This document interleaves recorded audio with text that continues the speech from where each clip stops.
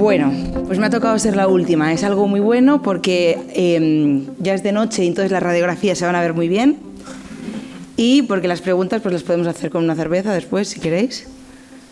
Vale. De hecho, yo creo que a lo mejor los del fondo podrían venir aquí adelante para ver mejor las radiografías. Fátima y Andrea, veníos para adelante. Muy bien. Y este chico que no sé quién es, también. ¿Sí? Vale. ¿Por qué? Porque vamos a ver muchas fracturas y muchas son muy sutiles y no son frecuentes. Y como no son frecuentes, no las vemos mucho, es difícil a veces detectarlas, y sobre todo alguien que no está acostumbrado a verlas o no las conoce. ¿Vale?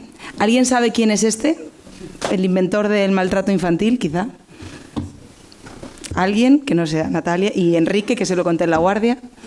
¿No? Vale.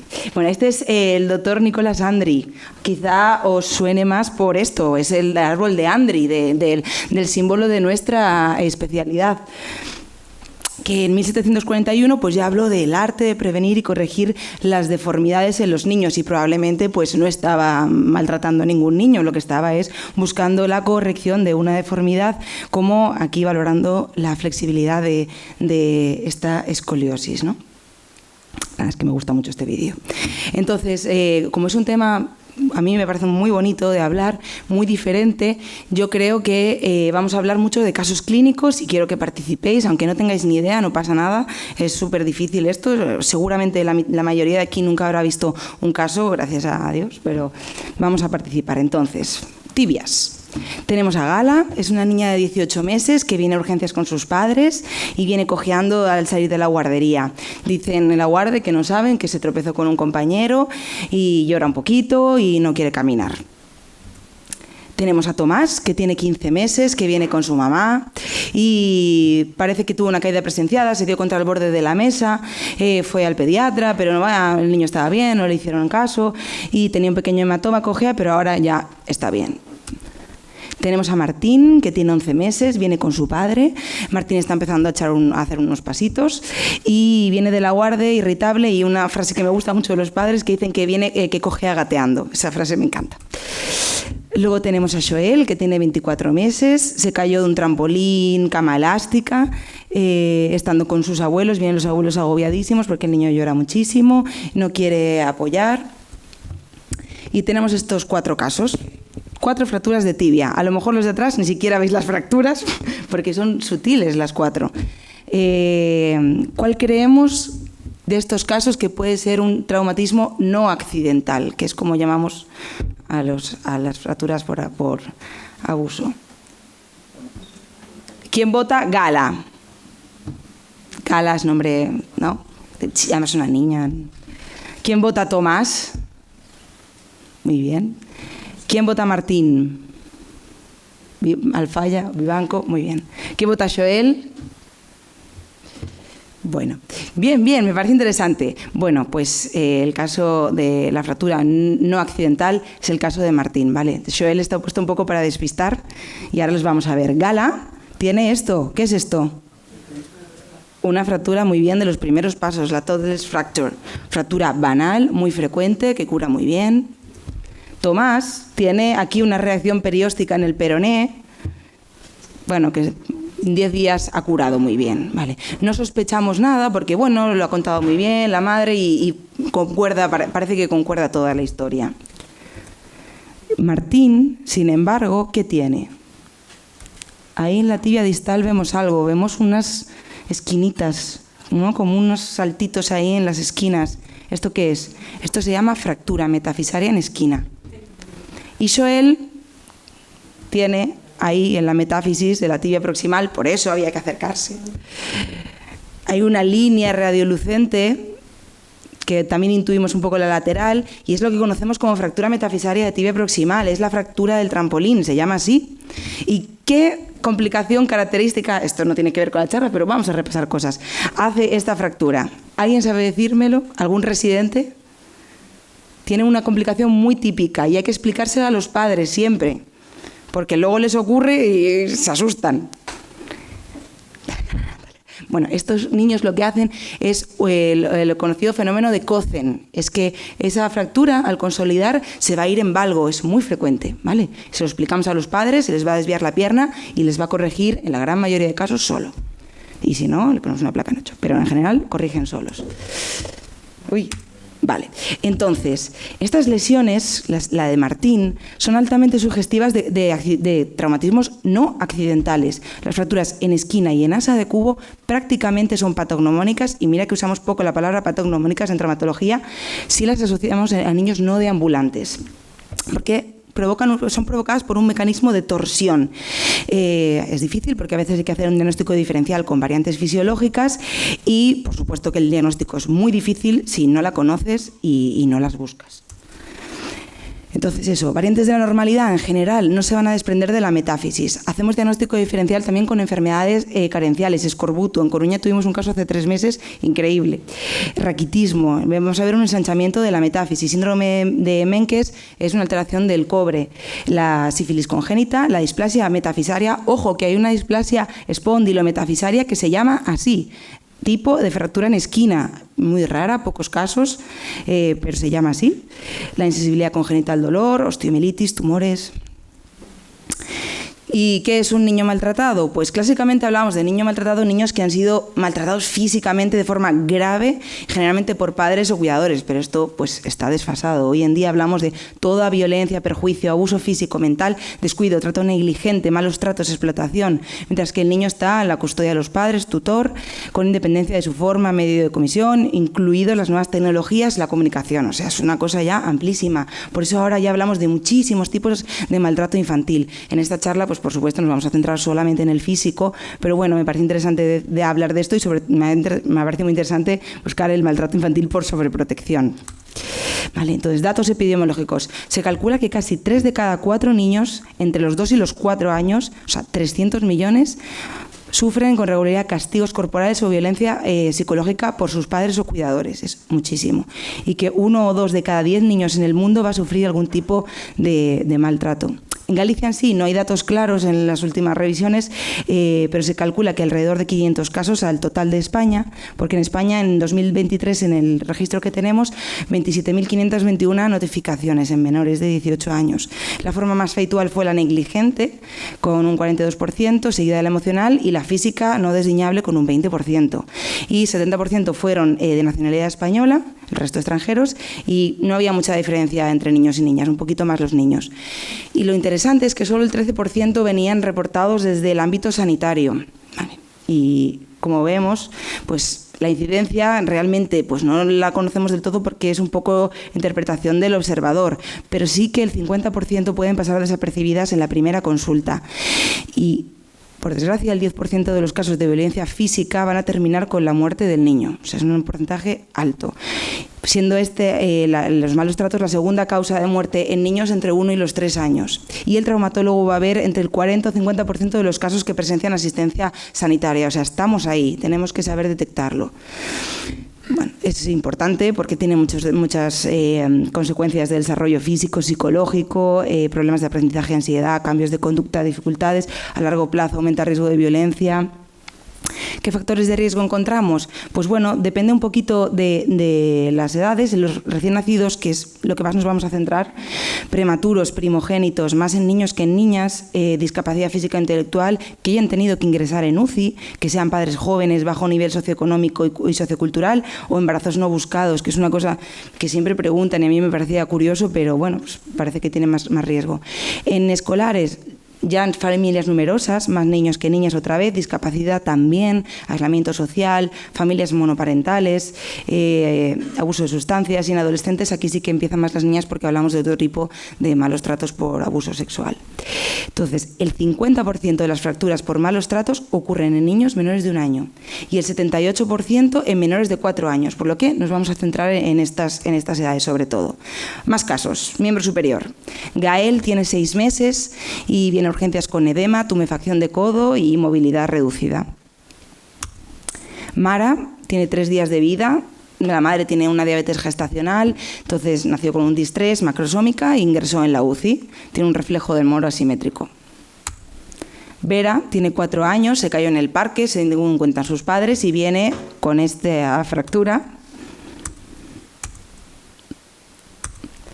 Ian tiene 3 años, tuvo una caída banal en la guardería y viene con el brazo edematoso, tumefacción y llorando. De estos 4 casos, ¿cuál creéis que es más sospechoso de accidente no casual? ¿Quién vota Gael? Moitos. ¿Quién vota Mara? A ver, está en la UCI, tiene ahí electrodos y cosas. ¿Quién vota Vera? Fracturón, ¿Y quién vota Ian? Nadie. Bueno, Mara, 3 días de vida, ¿qué es esto? Una fractura obstétrica, es una fractura de clavícula, ya las hemos visto y la movilizamos así. O como dijo Dani con el imperdible, o lo pegas aquí o le metes por debajo con un pañuelo, lo que queráis, ¿vale? Esto simplemente porque ya sabéis que los bebés tienen el reflejo del moro cuando se mueven y cada vez que se dan así les duele y lloran más, no por otra cosa, eso va a curar perfectamente. Vera tiene 4 años, ya lo que decíamos, y tiene esta fractura, una fractura de radiocúbito distal y cóndilo externo, que vamos a tratar con una reducción cerrada y una reducción abierta del cóndilo. Acordaos de las fracturas de codo que hablamos hace 2 años. Bueno, hace 2 años aquí había gente que aquí no estaba. Pero bueno, estas fracturas tienen un 33% de síndrome compartimental. Ian tiene una fractura supracondilia, Garland 2. ¿Quién la opera?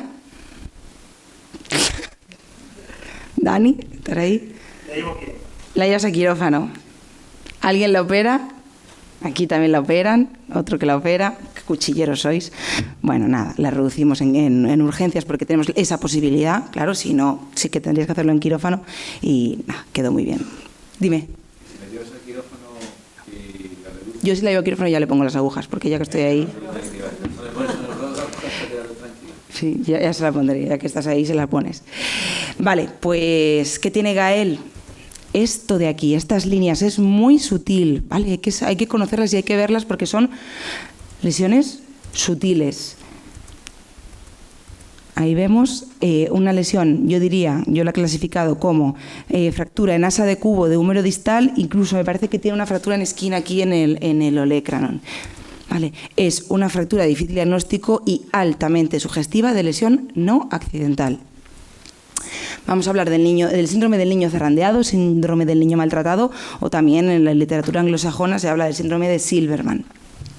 La principal causa de muerte en estos niños va a ser el TCE, hematoma subdural con o sin fractura, y las repeticiones del zarandeo se asocian al retraso mental, diagnóstico por TAC-RESO y buscar lesiones asociadas. La segunda causa de muerte son las lesiones viscerales, y aquí es curioso porque pensé que sería una rotura esplénica o tal, pero no, rotura de páncreas antes que otra cosa. Bueno, curioso. Las lesiones cutáneas son la lesión más frecuente que vamos a ver en los niños maltratados, hasta el 90%. Gran variedad de lesiones con forma de objeto, lesiones de diferentes tipos de evolución, disposición en racimos, y algo interesante del protocolo gallego y el de nuestro hospital es que hay que fotografiarlas y no es necesario pedir permiso a los padres como tal. Hay que informarles, pero no tienes por qué pedirles permiso. Me pareció interesante. Hay que saber diferenciar los hematomas, ¿vale? Las zonas típicas de zonas pues, altamente sospechosas de infligidas por los padres o por los cuidadores. Quemaduras clásicamente eran redondas de cigarrillo, hoy en día la gente ya fuma menos, entonces pues en las zonas en las que sean más sugestivas de malos tratos, distribución simétrica, escaldaduras por inmersión. Esta es una pregunta rescatada de hace 2 años. Tenemos un lactante de 13 meses, viene a urgencias por dolor repentino miembro superior y no quiere moverlo. Niegan caídas, estuvo con los abuelos jugando, posiblemente lo levantaron de los brazos, llora, pero en brazos de papá está bien, en miembro en extensión y coge objetos con la mano. Sospecho una artritis séptica de codo, sospecho una fractura transfisaria de húmero distal, sospecho una pronación dolorosa, sospecho que está fingiendo para conseguir DALSI, siendo tan pequeño probablemente sea congénito, parálisis braquial obstétrica. ¿Quién dice la A? Artritis séptica. Uy, pensé que era tal. ¿Quién dice que tiene una transfisaria de húmero distal? ¿Es una pronación? Sí. Pero no estamos en el tema de pronación. Bueno, está fingiendo, ¿no? Bueno, es una pronación, vale. Lo reducimos y el niño ya está perfecto. ¿Y qué tenemos que hacer? ¿Lo inmovilizamos? ¿Debo sospechar malos tratos, reportarlo a trabajo social? Vida normal, evitar tirones, le seguirá ocurriendo hasta la madurez esquelética o tratamiento quirúrgico para evitar recidivas. ¿Qué opináis? Esa, pero no hasta la madurez esquelética, ¿no? Muy bien, ahí tenía una pequeña tal. Hasta los 5 años suele ocurrir y hay que explicárselo a los padres, pero no hasta la madurez esquelética. Pero lo importante de esto es que no debo sospechar malos tratos, ¿vale? Con una pronación dolorosa. Se llama codo de niñera. Vale. Este es otro niño, 11 meses, dolor repentino, negativa a movilizar el miembro superior, los padres desconocen caídas, a la exploración tiene un llanto incontrolable, el codo está hinchado y tiene pulsos. Y esta es la imagen. ¿Qué vemos? Es una pronación dolorosa no reductible, es una epifisiolisis de húmero distal, es una fractura supracondilia, es una luxación de codo o es una fractura de cabeza de radio, por ejemplo. ¿Quién dice que es una pronación dolorosa? No parece, ¿no? ¿Quién dice que es una epifisiolisis de húmero distal? 1. ¿Quién dice que es una supracondilia? ¿Quién dice que es una luxación de codo? ¿Moitos? ¿Todos? ¿Quién dice que es una fractura de cabeza de radio? No. Vale. Es una epifisiolisis de húmero distal. Vale. ¿Cuál sería la actitud más correcta? La más correcta, solicitar estudio genético de displasias óseas, solicitar electromiograma por posible parálisis braquial, colocar yeso braquiopalmar, ingreso y serie ósea, cabestrillo y esperar remodelación. ¿Alguien le pide un electro? No. ¿Alguien le pide un estudio genético de displasias óseas? No, es muy caro eso. ¿Alguien le pone un yeso? ¿Alguien le pone un cabestrillo? ¿Y un imperdible así? No. ¿Alguien lo ingresa y le pide una serie ósea? Muy bien, vale. Muy importante, quiero que os quedéis con esta imagen porque esto sí que no es nada frecuente y es muy característico, ¿vale? Las epifisiolisis de húmero distal en menores de 2 años, más del 80% se asocian a maltrato, ¿vale? Es un mecanismo de torsión, le cogen el brazo y se lo retuercen. Entonces, clínicamente parece una supracondilia porque el codo está hinchadito, le duele, pero radiológicamente parece una luxación. ¿Pero se luxan los codos los niños pequeñitos? No, los niños pequeñitos no se luxan nada en general. La cadera podríamos hablar, pero bueno, los niños pequeños se rompen el hueso. ¿Y por dónde rompen el hueso? Por la fisis, que es el sitio más débil. Cuando son ya más mayorcitos, el sitio más débil es el supracondilio, pero a estas edades es la fisis. Y bueno, para detectarles la relación condilocapitelar, bueno, no es el tema de esta charla, pero bueno, son difíciles de ver, algunas son muy sutiles y pueden pasar desapercibidas, ¿vale? Vamos con más casos. Fémur. Esta es Julia, tiene 4 años, caída de un patinete con su hermano, no tiene ningún antecedente relevante. Esta es Mía, tiene 1 mes, fue prematura, ingresó en UCI y también hace 10 días ingresó por un diagnóstico de sepsis. Esta es Mencía, tiene 2 años y medio, tropezó desde su propia altura y no tiene antecedentes de interés, va con los percentiles un poco justos, pero nada más. Y este es Joel, tiene 3 años y medio, cayó en el parque desde un columpio y no tiene antecedentes de nada. ¿Cuál de estos casos creéis que es más sugestivo de accidente no casual? ¿Quién dice Julia? Muy bien. ¿Quién dice Mía? Muy bien. ¿Quién dice Mencía? ¿Qué nombres? Son nombres, vamos, súper frecuentes en la consulta. ¿Quién dice Joel? 1. Muy bien. Se trata de participar, muy bien.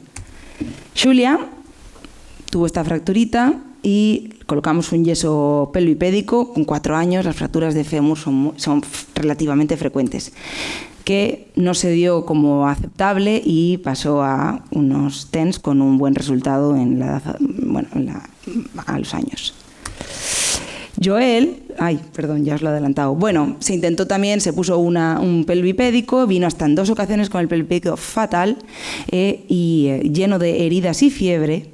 Se intentó poner un pelvipédico un poquito más light, así que al final, como venía siempre igual, se acabó ingresando con una tracción hasta que dejó de tener dolor y se le puede dejar sin nada. Entonces, bueno, aquí se abría un poquito el debate, malos tratos por negligencia, bueno, se habló con trabajo social. Mencía tiene 2 años y 4 meses, se le colocó un yeso pelvipédico en quirófano Y a los 5 años de edad volvió con esta radiografía. ¿Alguien ve algo? Estáis muy lejos allí, ¿eh? Bueno, yo no veo nada. Si me acerco mucho, amplío, cambio el blanco, tal, se ve ahí una mini línea que se vio más tarde con una consolidación. ¿Qué hemos dicho de estas fracturas? Que las fracturas de metáfisis de tibia podían provocar un fenómeno de Cohen y se iban a ir en valgo. Bueno, pues en Mencía se le fue en varo. Qué raro, ¿no? Y le hacemos una radiografía de la otra tibia y parece que tiene un ensanchamiento metafisario. Bueno, pues Mencía acabó siendo una osteogénesis imperfecta, ¿vale? Siempre tenéis que pensarlo también en niños con estas fracturitas, hay que tener la osteogénesis siempre en mente, ¿vale? Y vamos con Mía, que como habéis acertado la mayoría, es un caso altamente sugestivo de lesión por no accidental.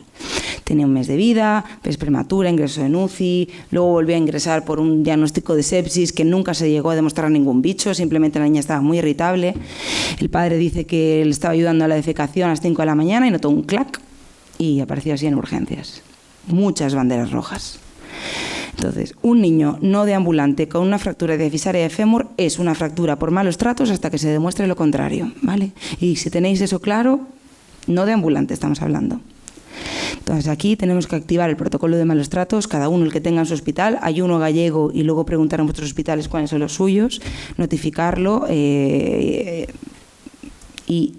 hacer una evaluación del niño completa, triángulo de evaluación pediátrica, que todos conocéis, garantizar la seguridad del niño, analgesiarlo, hacer una evaluación completa, tomar imágenes, llamar a trabajo social, a medicina de forense. Eso normalmente es en los casos de abuso sexual, ¿vale? En los casos de abuso físico, en principio no es necesario. Y hacer una documentación excesiva, aparte de lesiones, en general todo esto se ocupa pediatría, ¿vale? Este es el algoritmo que hay en nuestro hospital y centrándonos en esta parte, lo más importante es el ingreso, ¿vale? El ingreso hospitalario es fundamental para priorizar la seguridad del menor, asegurando una vigilancia y tratamientos adecuados. Y en niños menos de 2 años, serie ósea y TAC craneal y fondo de ojo, ¿vale? ¿Cómo lo inmovilizamos? Bueno, pues os iba a preguntar, pero ya lo habéis visto. Sería correcto inmovilizar con una, no sé si muchos habéis visto esto es una tracción al cénit con una cuna balcánica, pero sería también válido poner un arnés de Pavlik perfectamente, ¿vale? Pero en este caso pues decidimos inmovilizarlo con una tracción. El TAC craneal resultó normal, el fondo de ojo siempre te dice lo mismo, poco valorable, es muy pequeño, parece normal, bla, bla, bla. La serie ósea se le hizo de todo el cuerpo. ¿Qué encontramos? Encontramos que en el lado derecho tenía una fractura diafisaria de húmero, que es la fractura más frecuente encontrada en casos de malos tratos, ¿vale? Las diafisarias suelen ser espiroideas y las metafisarias, lo que hemos dicho, epifisiolisis o fracturas en esquina. En el otro fémur contralateral encontramos una reacción perióstica y una fractura en esquina de fémur distal y tibia distal izquierda. El segundo lugar más frecuente después del húmero es la tibia y el tercer lugar es el fémur.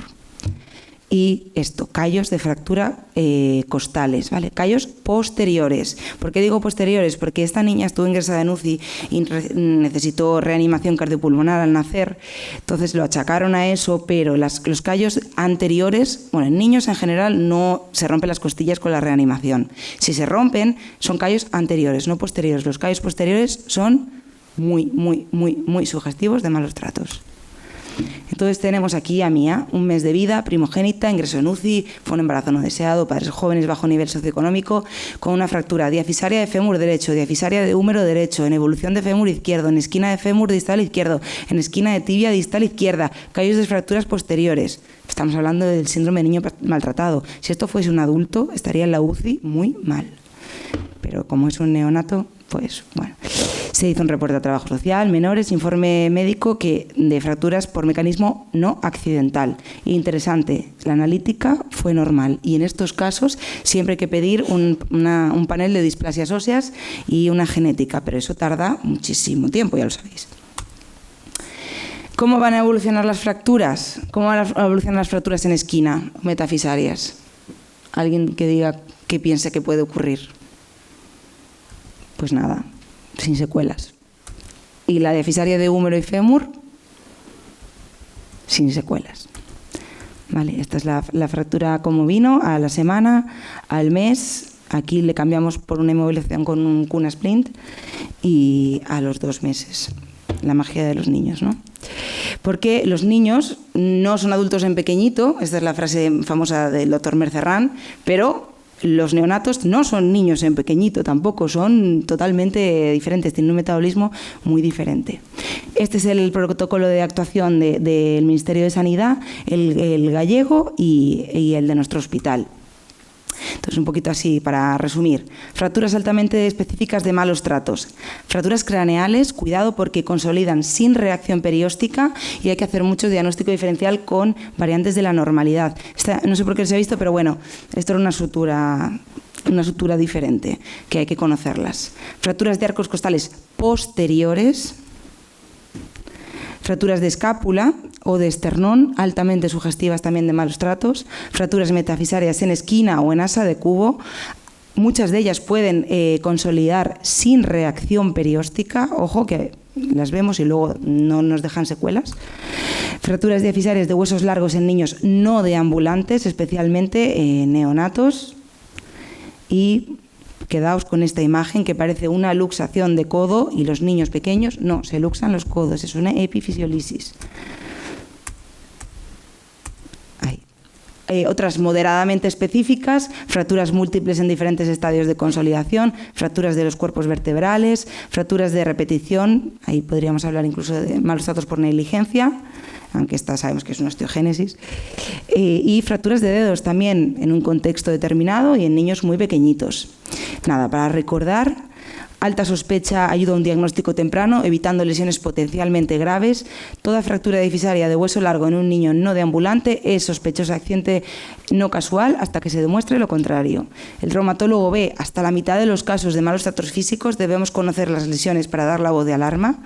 Las epifisiólisis de húmero distal son altamente sugestivas de malos tratos. Activa el protocolo de protección del menor de tu centro, un ingreso puede salvar vidas. Las lesiones metafisarias en esquina o de asa de cubo son difíciles de diagnosticar y altamente específicas. Y a pesar de que muchas fracturas no tengan secuelas físicas, las secuelas emocionales pueden ser devastadoras, ¿vale? No hay revelación más clara en el alma de una sociedad que la forma que trata a sus niños. Y nada más, muchas gracias.